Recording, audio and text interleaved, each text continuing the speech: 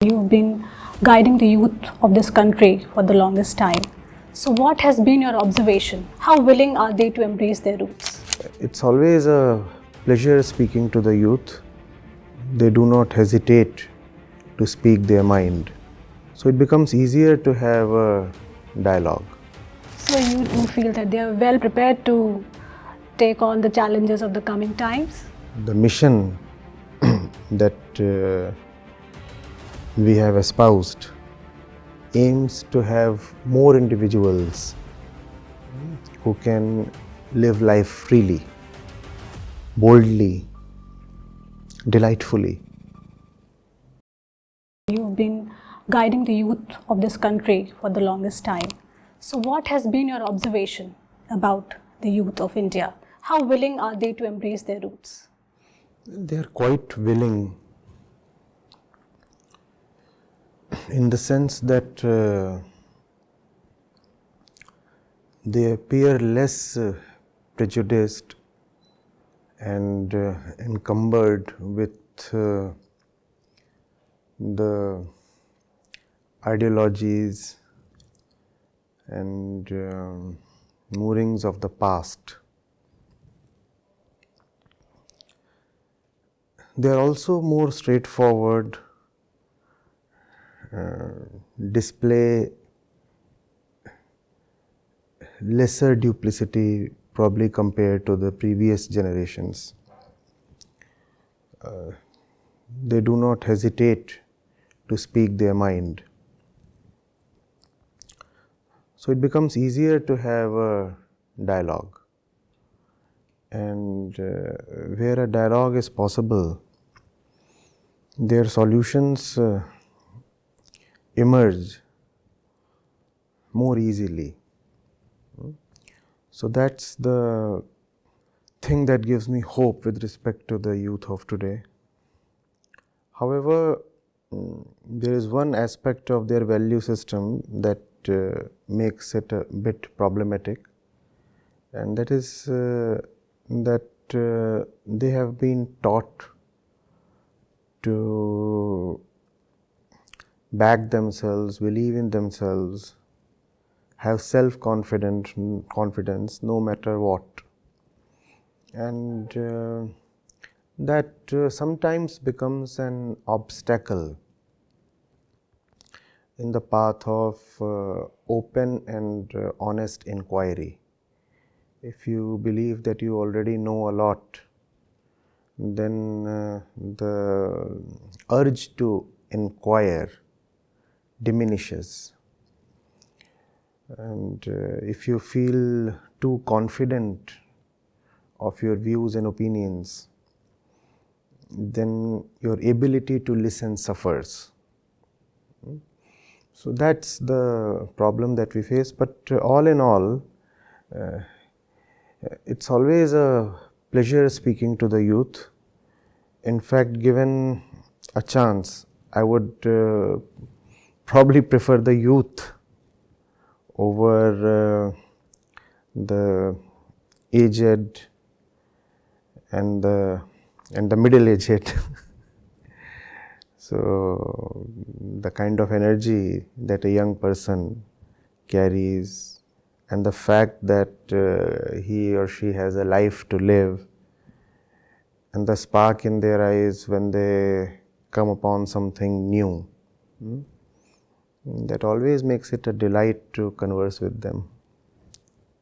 So you do feel that they are well prepared to take on the challenges of the coming times? No, that's a very general statement. I can't say they are well prepared, can't say they are not well prepared. It will vary from person to person. So some of them will meet life and rise to its challenges very nicely, very competently. Unfortunately, there would be some who would fall by the wayside. The mission that we have espoused aims to have more individuals who can live life freely, boldly, delightfully. What do you mean when you say live life more freely, more delightfully, more unencumbered? You have to see what is the nature of our bondages. Because the word freedom has any meaning only in context of bondages. Mostly we do not realize that we are in a shackled state of bondage. Even if we do begin to realize that we are living a limited and circumscribed life, the first instinct is to feel that the bondages and the oppressor exist in the world, outside of us. It's only when there is careful inquiry and a lot of attention towards the self that one realizes that the bondages are within, the concepts that one is carrying, the beliefs that one might be holding very close to his core. These are the real bondages. And if these are the bondages, then we know what is freedom. Right. Examining what you live by, examining what your value system is like, seeing where it comes from, seeing whether it really helps you navigate through life, and therefore dropping what is necessary, that is freedom. Indians today, especially Hindus, are mostly clueless about their rich spiritual heritage.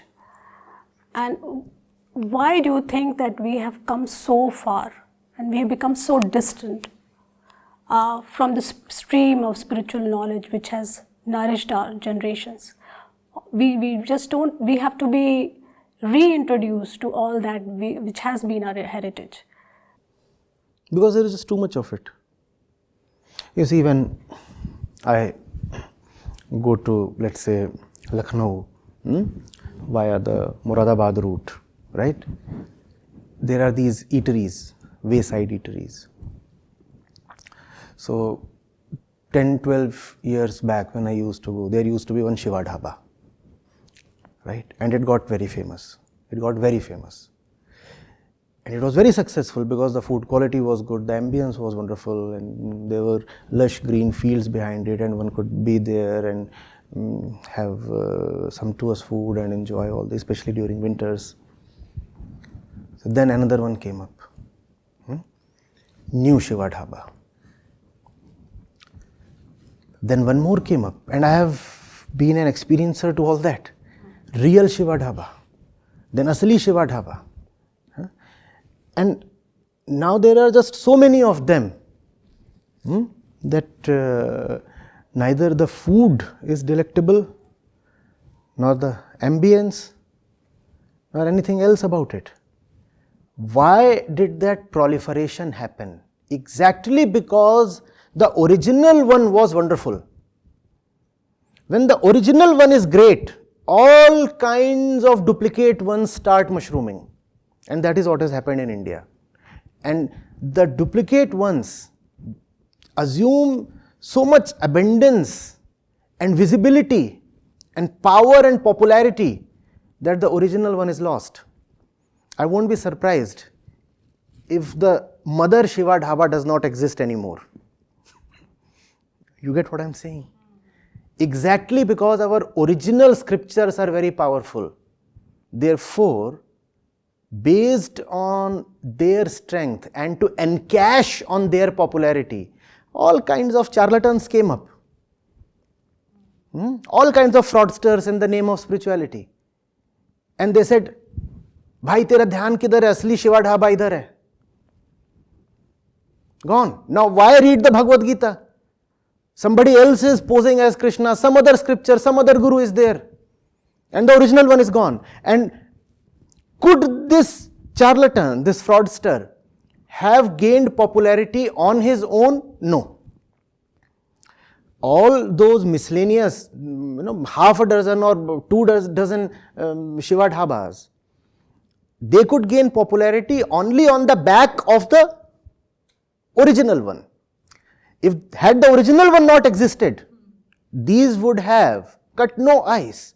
They would have met no success, right? But they have been very parasitic, and that's what has happened in India.